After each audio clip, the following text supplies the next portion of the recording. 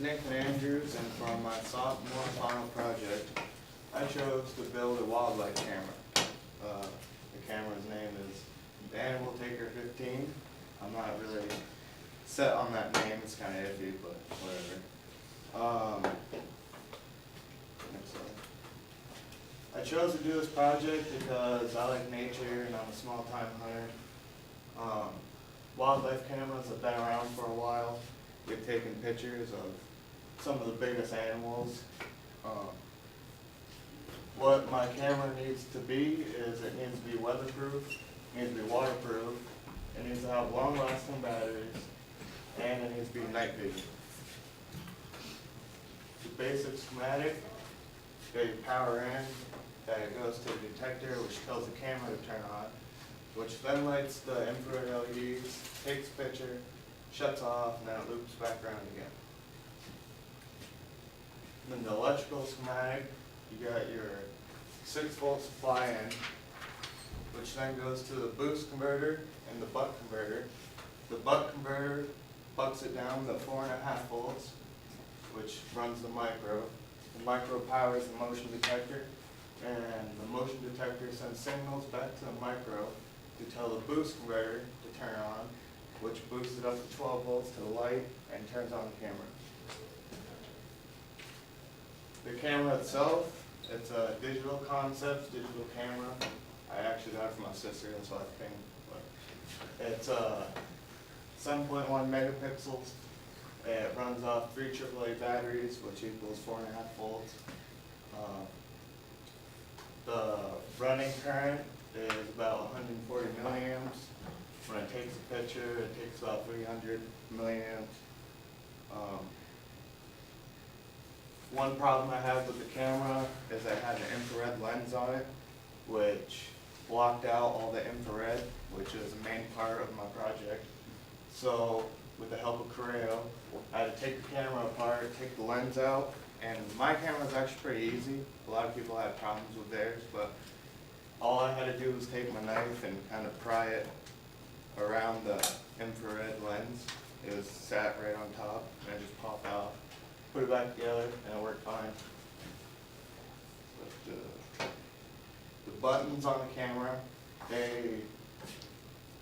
all that they need to take a picture and to turn on the camera, all they need is a pulse of some kind of voltage from 3 to 4.5 volts, like 700 millisecond to about a second pulse. So that worked out really well to me because I can just send a pulse from a micro to it.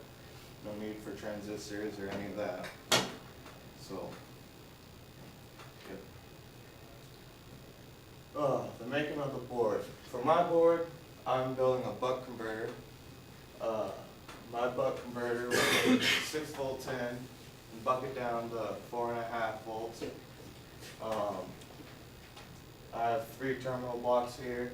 You got your 6 volts in, and then a terminal block to run the light, and a terminal block to run the camera. Pretty much, these resistors up here are just feedback resistors. R1 is normally set to 1K. Most times, R2 is a pot, so you can adjust the voltage out, but I solved for R2 and just put a regular resistor in there.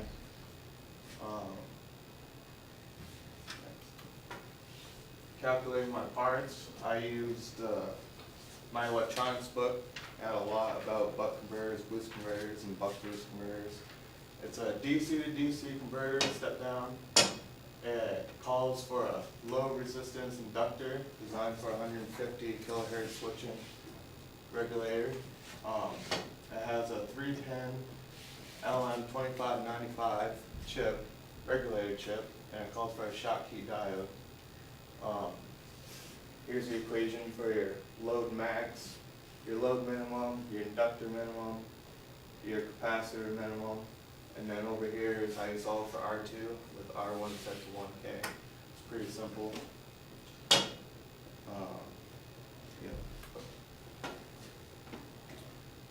This is my full schematic. It's pretty much the same as the last one, except for I have my jumpers over here, which jump down to the micro. I also have this terminal block here, or it's not a terminal block, it's just jumpers. that will be used to power the motion detector, take pulses in from the motion detector, and power my buttons. This is my board. You can see the terminal blocks here, your VN, light, camera, all the jumpers. And when solving for the inductor, the only one I found was fairly big. As you can see, it's about 1/2 inch across. It took up half the board. And you got your Schottky diode, capacitors, your resistors, and the chip.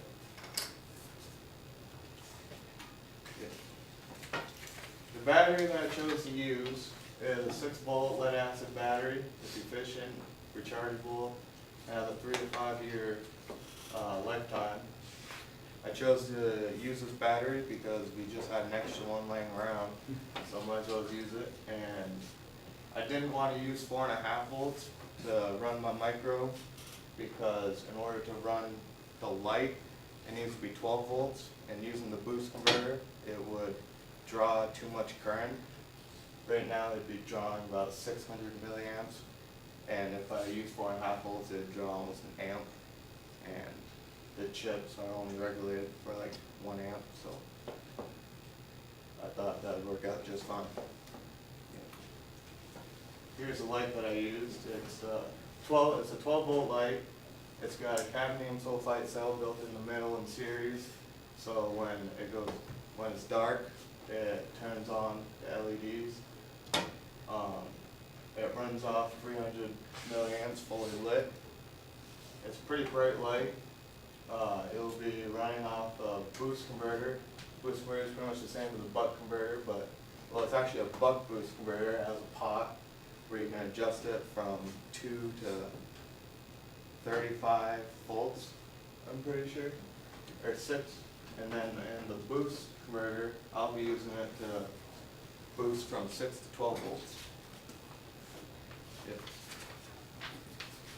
The motion detector, it's a PIR or a sensor module. It has a adjustable delay time setting on the side, time clock, from 5 seconds to 18 minutes. It's a standard TTL output. It has a range from 5 to 7 meters and 140-degree angle, which is perfect for what I need for the woods. It also has a really good operating temperature, from -15 to 70 degrees Celsius. So that's perfect. One of the reasons why I ordered this one. But my basic waveforms, you got your motion detector. When it detects movement, it'll go high, and I'll adjust the pot to 35 seconds or so. And when that goes high, it'll tell the light in the camera to turn on, and that will stay on. And then I'll have my picture button set to a 3-round burst. That's how a lot of wildlife cameras work. So what will happen is it'll wait 6 seconds to power up the camera. That's about how long it takes. And then it will send a pulse to the picture button, which will take a picture, wait 10 seconds, take another picture, wait 10 more seconds, take another picture, and then wait an additional few seconds, so it'll save the pictures and power down the camera. So, mechanical concepts, it will weigh about 6 pounds, maybe a little less. The battery itself is the heaviest thing in it. That weighs 3 pounds probably. Dimensions, it will be about 7 inches across, 9 inches tall, and about 3 inches thick. And the color of it will be camo to blend in with the woods and surrounding area. Code. My code is not yet done, but this will be what the main loop will pretty much look like. You got your motion detector, in which when it goes high, it will then turn on the LEDs and then send a pulse to the power on button. It's about a 700 millisecond pulse or so. And then that will go back low, and it'll wait 6 seconds for the camera to power up. And then it'll send a pulse to the picture button of about 700 milliseconds or so. And then that will go low and wait 10 seconds for that picture to save and wait for the next picture to take a picture. And it'll do that again and again, taking 3 pictures, and then it will power off the light and then send a pulse to the power button on the camera to shut the camera off.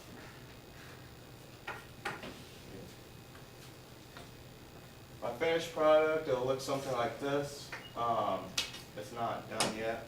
I got my board finished, but it just needs to be assembled and put into a box, which I don't have yet. Soon will.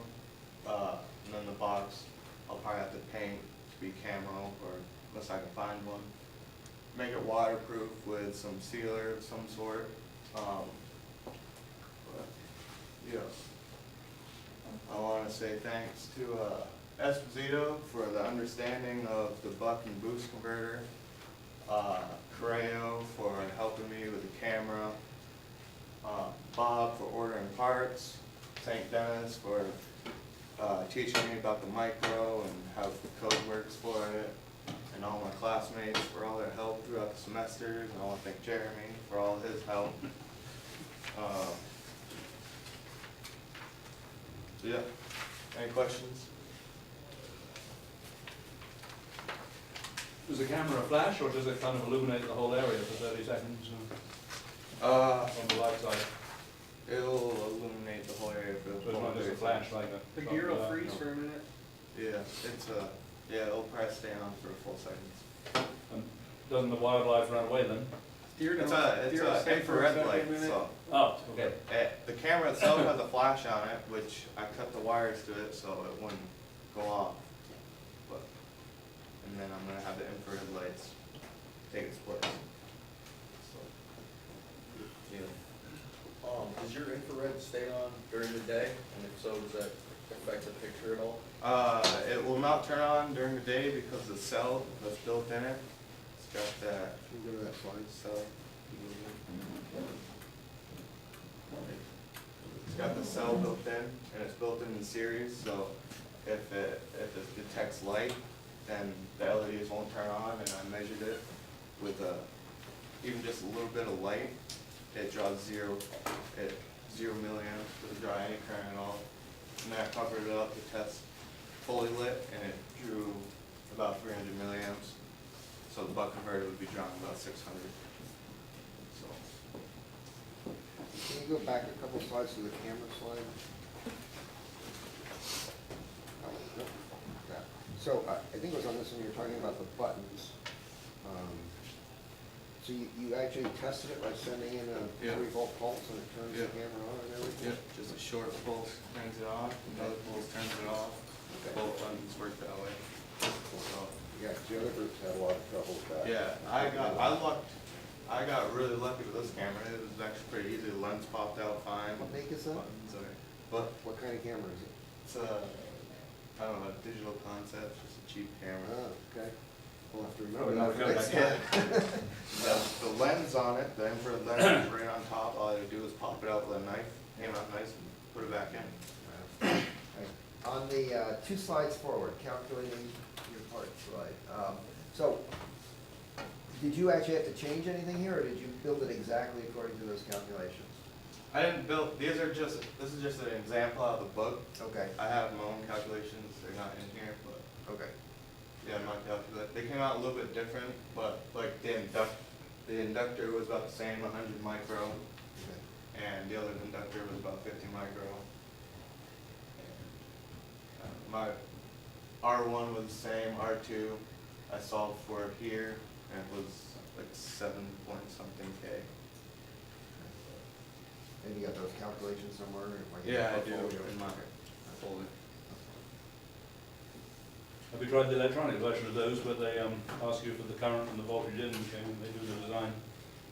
You mean an I have online? an online tutorial to get the values you want. No, Well, we'll try that sometime. yeah. All right, any other questions? Thank No. you.